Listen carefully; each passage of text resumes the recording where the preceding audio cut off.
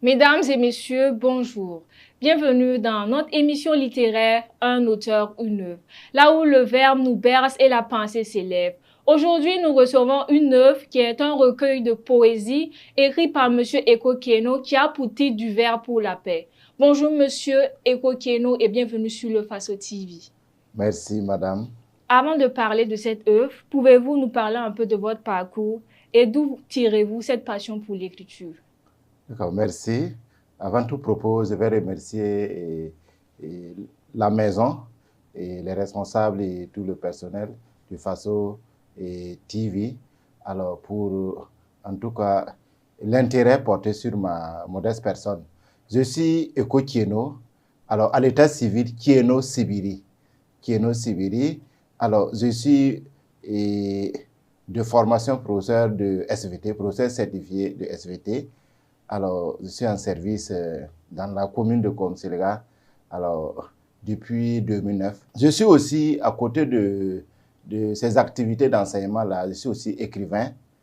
Alors, je suis également le directeur d'un cabinet de soutien scolaire, le cabinet K-Éduc. On accompagne les élèves et les parents d'élèves pour améliorer les résultats. Donc, maintenant, parlant de mon parcours, et je crois qu'après l'école primaire, et passé à Kielié dans la Sicile, j'ai fait le collège d'enseignement général du CESE de Taux, le CESE de Taux.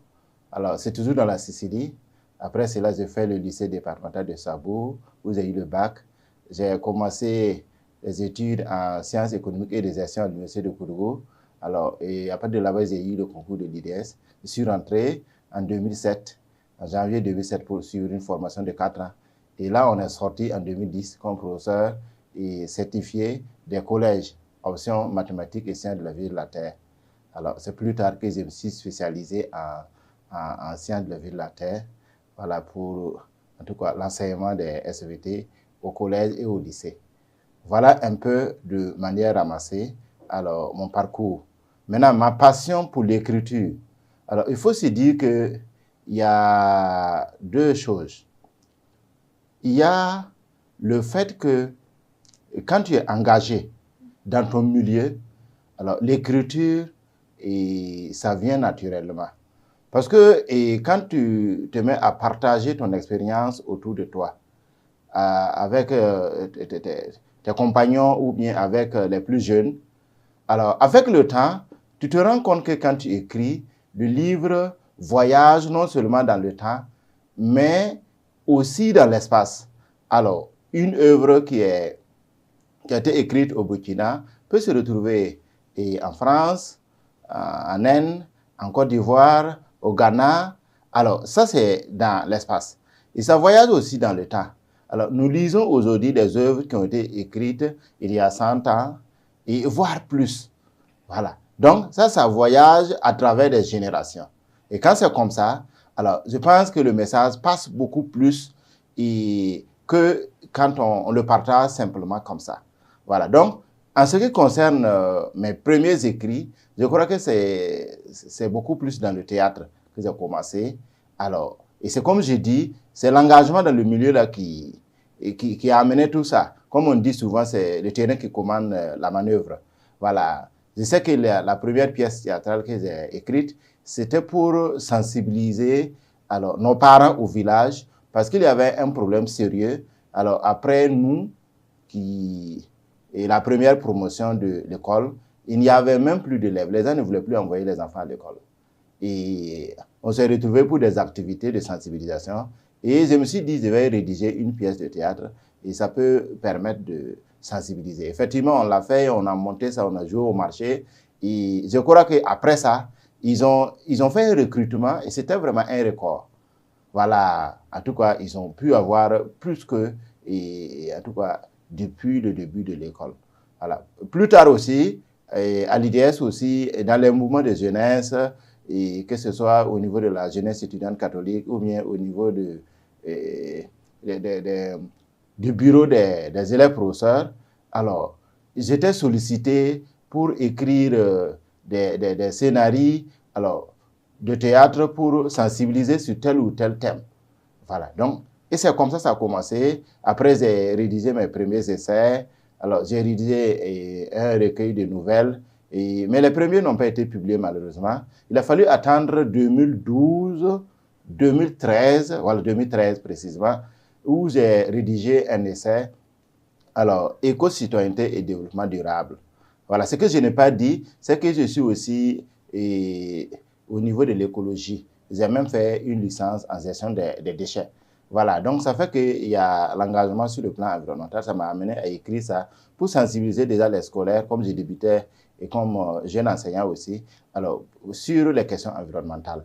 Voilà, et ça a évolué comme ça jusqu'à la situation alors, de notre pays à réorienter un peu leurs pensées pour que j'écrive un peu cette œuvre-là du Verbe pour la paix, voilà, en 2025.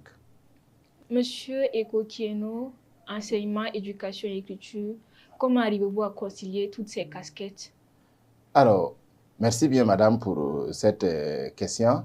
En fait, pour quelqu'un qui est enseignant, il n'y a pas de grand pas à faire pour aller à l'écriture. Parce que vous savez que notre travail, quel que soit le domaine, alors si tu es dans l'enseignement, il faut lire, il faut fouiller les bouquins pour pouvoir être efficace, pour pouvoir être actuel. Parce qu'aujourd'hui, alors les enfants ont accès à plusieurs supports.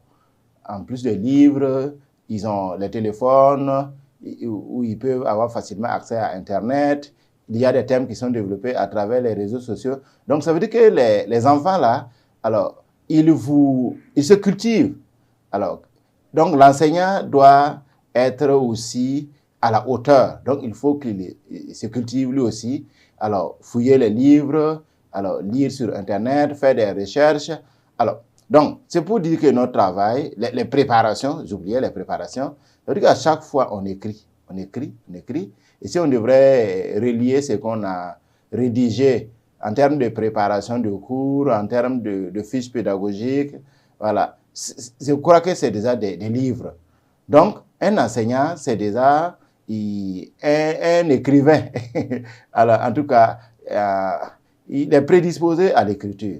Voilà, donc, ce qui fait que je n'ai pas trop de difficultés,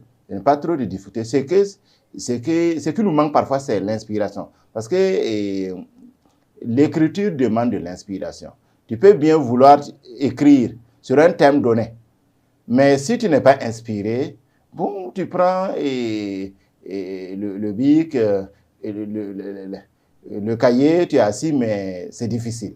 Voilà. Donc, quand il y a l'inspiration, je crois que le reste là, et ça va naturellement, surtout quand c'est une passion. Voilà, quand c'est une passion, on va toujours trouver le temps pour le faire. Alors, par exemple, pour écrire cette œuvre, je crois qu'il y a un premier poème que j'ai écrit en août 2024. Et le reste, je les ai rédigés durant un week-end de novembre 2024. Alors, après cela, j'ai dû faire des compléments. Certains poèmes ont été écrits en route, quand j'étais en circulation. Alors, en temps, il y a une inspiration, je m'arrête, je note dans mon portable, je reviens, je corrige. Voilà. Et c'est comme ça qu'on évolue.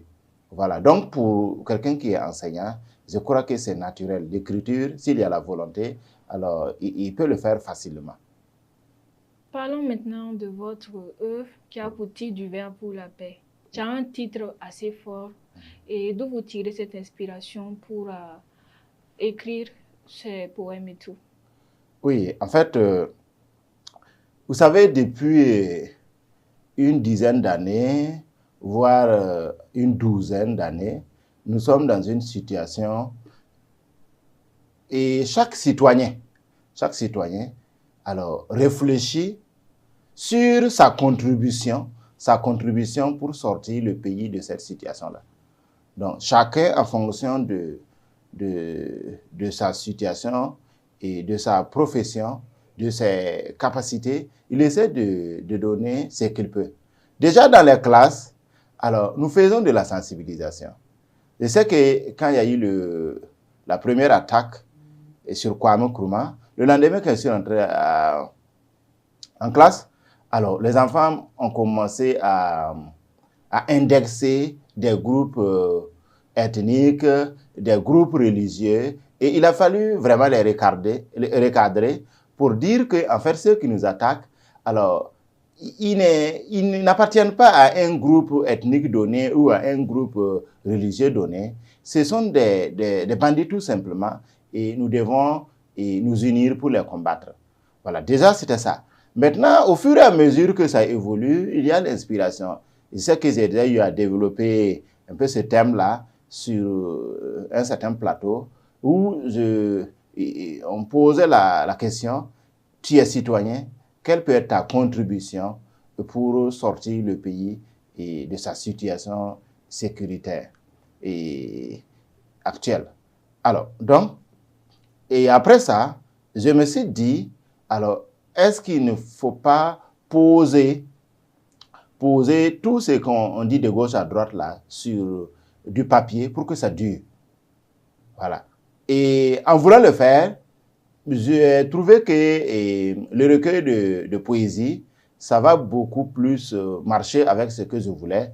Parce que quand tu prends un poème, on peut aborder plusieurs thèmes en même temps à travers un poème. Et là, on a jusqu'à 27. Donc, ça veut dire qu'il y a plusieurs thèmes qui sont abordés, des thèmes sur le développement personnel, la culture, la paix, la cohésion sociale. Alors que si c'était par exemple un essai, comme vous avez l'habitude de le faire, alors je ne pouvais pas ranger tous ces thèmes-là en même temps. Voilà, donc c'est ce qui fait que alors j'ai opté pour la poésie. Et c'est ma première fois de m'essayer à la poésie. Sinon, les autres œuvres que j'écrivais, c'était des essais essentiellement. Voilà, donc voilà un peu. Et vous savez que l'homme, il pense, et Dieu vient ajouter un peu, et il vient bénir quoi.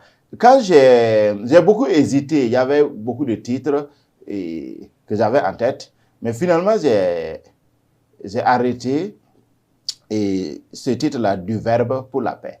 Comme pour dire la contribution des propos, des paroles pour qu'il y ait la paix, pour ramener la paix. Et quand j'ai fini, c'est plus tard que j'ai vu que si on prend les premières lettres, on peut trouver un peu VDP dedans.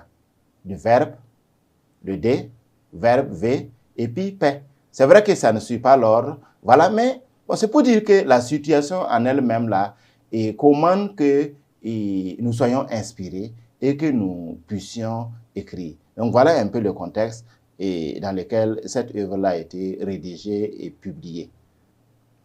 Selon vous, les mots de la littérature peuvent-ils réellement contribuer à la paix sociale et à la cohésion? Oui, bien sûr, bien sûr.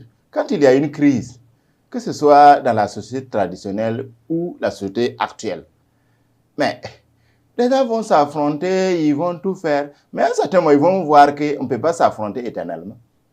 On ne peut pas s'affronter éternellement. Et pour finir, on aura besoin de ceux qui peuvent venir placer les mots justes pour calmer un peu les différentes parties, pour ramener la paix, pour ramener la cohésion. Même si vous avez les moyens, vous allez à un certain moment vous rendre compte que vous affrontez, et même si ça prend un siècle, ça ne va pas apporter quelque chose. Voilà, parce que tout le monde est d'accord que, comment on appelle ça, la vie humaine est sacrée, quelle que soit la religion ou la tradition. C'est ce qu'on donne comme béaba quand on vous éduque. Donc, à ce niveau-là, alors, donc, pourquoi on doit continuer alors à faire la guerre éternellement? Donc, ça veut dire qu'à un certain moment, il faut la paix. Et quand on parle il faut les mots, je voulais dire. Et quand on parle des mots, mais c'est d'abord la sensibilisation que nous faisons autour de nous. C'est d'abord l'éducation que nous donnons à nos enfants, alors à travers, à la maison ou à travers les médias, alors pour qu'ils ne se radicalisent pas, voilà, pour qu'ils ne rejoignent pas alors, le mauvais côté, ou pour ramener ceux qui sont déjà à ce niveau-là, pour qu'ils reviennent à la raison. Donc, je crois que les mots alors, sont toujours les bienvenus alors quelle que soit la période, quelle que soit la situation dans laquelle on se trouve.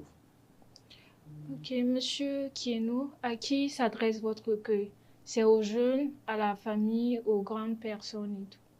Alors, le contenu de cette œuvre s'adresse à tout le monde. Tout le monde peut lire. Alors, vous allez trouver des thèmes comme par exemple, quand on parle de la cohésion sociale, mais ça s'adresse à tout le monde. Tout le monde doit œuvrer pour qu'il y ait la paix. Alors, quand on parle par exemple du développement personnel, parce qu'il y a des thèmes qui relèvent du développement personnel, alors ça peut aider tout le monde à se réveiller, parce que le développement personnel, c'est tout simplement ça. Alors, sonner un peu la mobilisation pour qu'il y ait un éveil de conscience. Alors, il y a aussi des thèmes sur l'entrepreneuriat. Voilà. Il y a des thèmes aussi pour un peu la valorisation sociale. Et valoriser les gens pendant qu'ils sont encore en vie. C'est un thème à ce niveau-là, par exemple, où je parle de « je les veux », ces mots. Voilà. Donc, tout le monde peut lire. Il y a aussi des thèmes sur le mariage, l'amour. Alors, on accuse souvent certains qui ne sont pas romantiques. Alors, et ici, alors, on essaie de défendre un peu ça, alors, pour expliquer en quoi consiste parfois leur romantisme. Donc, tout le monde peut lire. Alors, je crois qu'en termes sur le plan pédagogique, alors, l'œuvre peut être exploitée par les différents enseignants. Quand on prend les professeurs de français, et là, ils ont déjà commencé à l'utiliser, j'ai beaucoup de retours. Alors, que ce soit le premier cycle ou le second cycle, alors, il y a des thèmes qui sont bien adaptés. Voilà, surtout que le docteur Xavier Belontouri a pris vraiment le soin de m'encadrer à ce niveau. Voilà. Parmi les poèmes de votre recueil, y en a-t-il un particulièrement qui vous touche et pourquoi? D'accord. Merci, madame, pour cette question. Alors, je crois que s'il fallait les classer, j'allais prendre d'abord le tout premier, Qui veut le mal, et pour terminer par le dernier, en deuxième position, pour prendre le dernier en deuxième position, alors quelle France s'en va? Alors, le premier, alors, quelle est un peu la problématique qui est posée à l'intérieur? Qui veut le mal? Alors, j'introduis un peu. L'Assemblée s'est réunie. Il était l'heure de se confesser.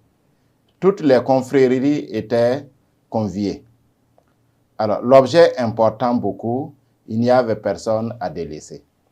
Alors, face à la situation que nous vivons, alors on s'accuse, alors on se défend, alors chacun dit ce n'est pas moi, alors on dit parfois que c'est telle ou telle personne, c'est tel ou tel groupe socio-ethnique, alors et les gens se défendent.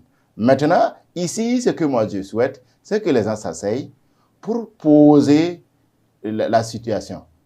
Voilà, on s'assoit, tout le monde vient et on débat. Si ce n'est pas toi, tu dis que ce n'est pas toi.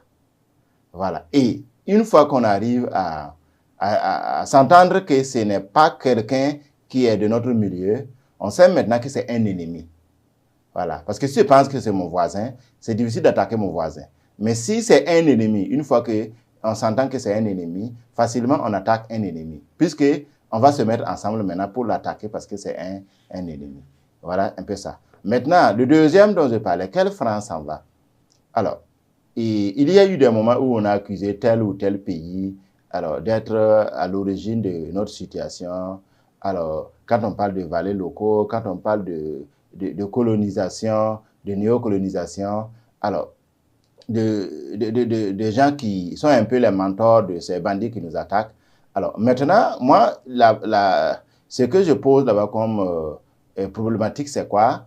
Alors, c'est vrai qu'on peut accuser des gens, mais quand il y a une situation, il faut qu'on prenne la situation en main. Alors, parce que ces gens-là, ils n'agissent pas directement sur le terrain, mais souvent, ils passent par nous. Donc, si on ne fait pas attention, on peut chercher ces gens-là, ils vont rentrer, mais il faut qu'on arrive à déraciner un peu, et qu'on appelle ça, le mal. Parce que ces gens-là, ils ont des prolongements qui sont avec nous. Donc, ça, c'est ces gens-là tout simplement, sans arriver à enlever ces gens-là, ça veut dire que le mal va toujours demeurer. Par exemple, là-bas, alors, quand on dit « Quelle France s'en va ?» Je chante « La France s'en va ». Je jubile « La France dégage ». Je peux même dire « Alléluia », cette France s'en va. Oui, elle s'en va. De gré ou de force, cette France s'en ira. Cette France qui a avalé nos langues en promettant d'être notre langue. Voici qui diverge. Celle qui s'est révélée, elle qui s'est révélée étrange, or elle nous avait promis les anges, c'était un simple mirage. Alors, et pour terminer ce poème, vous allez voir que vers la fin, j'ai dit, alors c'est vrai que cette France va partir, mais il y a des petites phrases qui vont rester. Seules resteront nos France, en ce moment avec F minuscule, la soif de l'intégrité, le manque de transparence, mais aussi l'ignorance. Oui, la France de la corruption, c'est à bannir. La France du moi doit partir pour faire place à la communion. Oui, la France de la fainéantise n'est pas à bénir. La France des beuveries, c'est à punir. La France de l'intolérance doit finir. Donc, voilà un peu le message qui est là. Parce que pour qu'on arrive à la paix, il y a beaucoup d'étapes. Il y a beaucoup d'étapes. Voilà, si on se lève seulement, on part tuer les bandits, ça ne suffit pas. Il peut y avoir de nouveaux bandits qui vont arriver pour nous attaquer. Mais si on arrive à supprimer à la base, alors les causes un peu de ce mal-là, nous allons arriver à construire une paix durable. Voilà un peu le message qui est à travers ce recueil de poésie. Merci, M. Eko Keno, de nous avoir lu vos poèmes. Et je crois que, chers internautes, également, vous avez apprécié ce moment. Mais où on peut avoir cette œuvre du Vers pour la paix et au prix de combien? Alors, merci, madame. Merci à la Maison Le Faso et TV. Alors, pour ce moment de partage autour de l'œuvre du Vers pour la paix. L'œuvre est disponible au niveau de Komselga avec l'auteur que je suis. Alors, et avec l'éditeur Émile Larsaga au niveau de Ouagadougou. Alors, au niveau de Komsilga également, l'œuvre est disponible et au niveau du lycée Bon Passeur de Komsilga. Voilà, le prix c'est 2000 francs. Nous sommes presque au terme de notre émission. Je ne peux pas clôturer sans vous demander quel message aimeriez-vous laisser à nos internautes qui nous suivent actuellement. Alors, donc, je dois d'abord remercier la maison. Alors, la dernière phrase, c'est de demander à tous les Burkinabés et à tous les Africains de s'unir, de se mobiliser pour construire une paix durable. Alors, et cette paix-là, ça passe par la prise en compte de toutes les composantes de la société. Ça passe par la prise en compte de notre culture. Ça passe aussi par le travail. Rien que le travail. Voilà, qu'on se départisse de tout ce qui est facilité, tout ce qui est raccourci, et qu'on pense à l'essentiel, que nous soyons élèves, travailleurs, et quel que soit le milieu dans lequel nous nous trouvons, on doit penser à travailler, à bien travailler, et c'est tout ça qui va permettre de construire notre pays, de développer nos pays et arriver à une paix durable. Merci beaucoup, M.